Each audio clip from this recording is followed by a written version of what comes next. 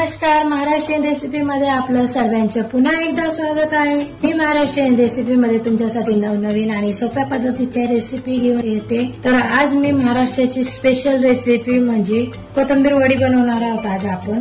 तर कोथिंबीर वडी ही महाराष्ट्राची एकदम फेमस रेसिपी आहे, खूप बनवली जाते महाराष्ट्रामध्ये ही रेसिपी।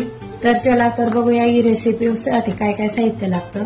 मी इथं कोथिंबीर वडीसाठी कोथिंबीर घेतलेली आहे, बेसन पीठ घेतलेलं आहे, जिरे घेतलेले आहे, ओवा, थोडीशी बडीशेप आहे, मी तिला कुटून घेतलेली थोडीशी जाड बारीक, आणि इथे मी अद्रक आणि मिरचीची पेस्ट घेतलेली आहे। एवढं साहित्य लागणार आहे आणि तीळ घेतलेली मी इथं। तर चला तर मग ही रेसिपी कशी बनवायची मी तुम्हाला दाखवते।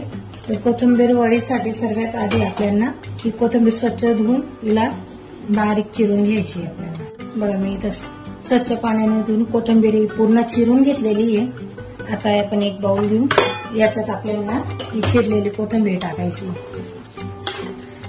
कोथिंबीर स्वच्छ पाण्याने धुवून घ्यायची, आधी मग चिरायची, बारीक चिरायची, कारण की त्याला लागलेली जी माती असते ती निघायला पाहिजे। आता याच्यात आपण आपलं जे चण्याचे पीठ आहे, बेसन पीठ आहे ते टाकू। इथे मी 1 वाटी बेसन पीठ घेतलेलं आहे, अर्धा चमचे जिरे, अर्धा चमच्यापेक्षा थोडंसं असं मी इथं बडीशेप घेतलेली आहे, अर्धा चमचा इतके ओवा घेतलेला आहे। इथं मी अद्रक आणि मिरचीची पेस्ट घेतलेली आहे, 1 चमचा इतकी घेतलेली मी तिखट मिरची असल्यामुळे। मी इथं आता तीळ घेते, तीळने खूप छान टेस्ट येतो हिला, म्हणून तीळ टाकायची असते। मी इथं बाकी तीळ राहू देणार आहे, वरून टाकण्यासाठी थोडी तीळ राहू देणार आहे, एवढे तीळ टाकते मी। आता याच्यात मी मीठ टाकते, चवीपुरतं मीठ टाकायचे आपल्याला। आता याच्यात आपल्याला आपले मसाले टाकायचे। मसाल्यामध्ये मी इथं तिखट घेते, तिखट तुम्ही तुमच्या हिशोबाने जास्त कमी करू शकता। मी इथं हिरवी मिरचीची पेस्ट घेतली, तिखट असल्यामुळे मी इथं फक्त 1 चमचा एवढी चटणी टाकते। धनेपूड घ्यायची आपल्याला, मी इथं 1 चमचा एवढं धनेपूड घेतलेलं आहे, 1 चमचा इतकी हळद टाकते मी। आता याच्यात आपल्याला तेल टाकायचे, 1 ते 1.5 पडी एवढं तेल टाकलंय, त्याच्याने छान खरपूस येतात। सर्व एकत्र करून घेऊ आपण। अगदी झटपट बनणारी रेसिपी आहे। कोथिंबीर वडी ही कोथिंबीरने बनते, जास्त कोथिंबीर टाकायची आपण, कोथिंबीर जास्त आहे आपली। सर्व एकत्र झालं, मी सोपी पद्धत दाखवते। कोथिंबीर बनवण्याच्या भरपूर पद्धती आहेत, त्यापैकी मी एक तुम्हाला सोपी पद्धत दाखवते।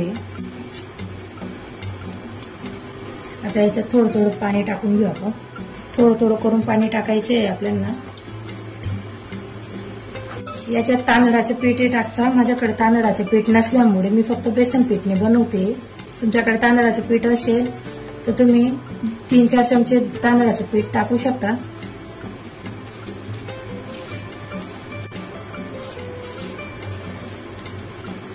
थोडं थोडं करून पाणी टाकू।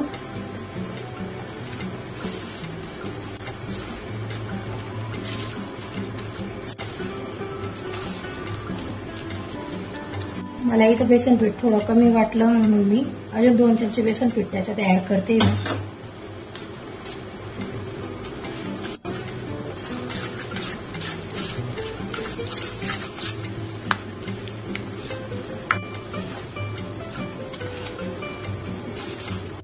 मस्तपैकी सर्व एकत्र करून घेऊ आपण। रोज नाश्त्यामध्ये काय बनवायचं रोजचा प्रश्न असतो आपला, तर बनवा झटपट ही कोथिंबीर वडी, लगेच तयार होते। चांगली फेटून घ्यायची आपल्याला, कारण की त्याच्यात बेसन पिठाचा गिठोडा नको असायला पाहिजे। तर थोडं थोडं करून पाणी ऍड करते।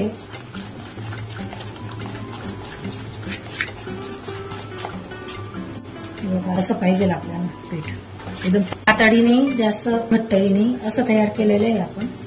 आता इथं आपल्याला एक खमण करण्याची ट्रे घ्यायची। तुमच्याकडे खमण करण्याचं भांडण नसेल तर तुम्ही कुठलीही डिश प्लेट वगैरे घेऊ शकता। याच्यात मी थोडं तेल टाकते, आपण हे तेल पूर्ण सर्वाकडे लावून घेऊ, जेणेकरून आपली कोथिंबीर वडी लगेच निघेल। अशा प्रकारे सर्वाकडे तेल लावून घेऊ आपण। आता हे बॅटर आपल्याला टाकायचे याच्यात।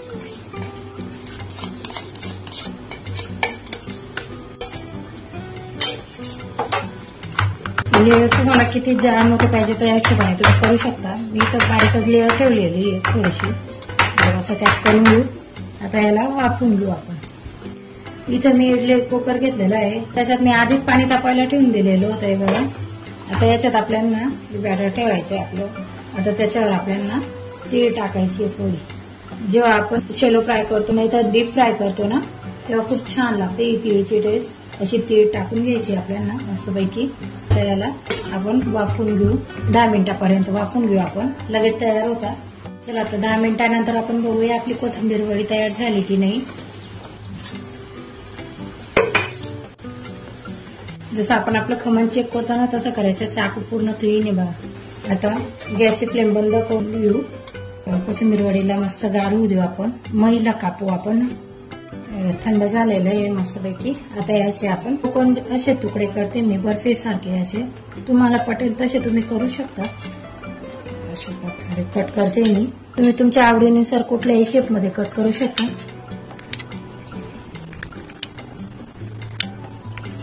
बघा अशा प्रकारे मी कट करून घेतलेलं आहे. अशा प्रकारे काढून घेऊ आपण. तिला किती छान आलेली बघा. आता अशी पूर्ण कोथिंबीर वडी काढून घेऊ आपण. किती छान दिसते. एवढी साईज ठेवलेली मी. तुम्ही तुमच्या आवडीनुसार कमी जास्त करू शकता. तुम्हाला कुठं गावाला जायचं असेल ट्रिपला जायचं असेल तेव्हा तुम्ही ही कोथिंबीर वडी बनवून घेऊन जाऊ शकता. काढून घेऊ. आता याला आपण फ्राय करून घेऊ. मी इथं आधी तेल तापवायला ठेवून दिलं होतं कढईमध्ये. आता बघूया तेल तापलं की नाही. तेल तापलेलं आहे. गॅसची फ्लेम आपण मध्यम आचेच ठेवू आपण. जास्त फास्ट करायचे नाहीये.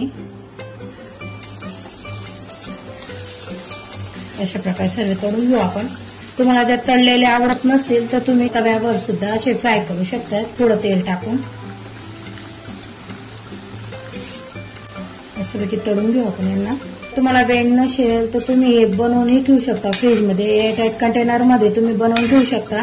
जेव्हा तुम्हाला पटेल तेव्हा तुम्ही काढून फ्राय करून खाऊ शकता. अगदी झटपट बनते ही रेसिपी. तुम्हाला अजून याच्या टेस्ट वाढवायचा असेल तर याच्यात तुम्ही थोडंसं शेंगदाण्याचे कुटी टाकू शकता. मिडियम फ्लेमवरती आपण हे तळून घेऊ मस्तपैकी गोल्डन ब्राऊन होईपर्यंत. मध्ये मध्ये असं हलवत राहायचे आपल्याला जळायला नको म्हणून.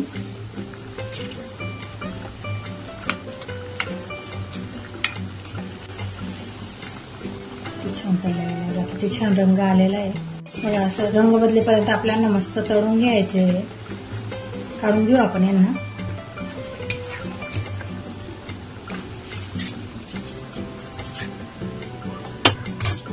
अशा प्रकारे मी सर्व तळून घेणार आहे.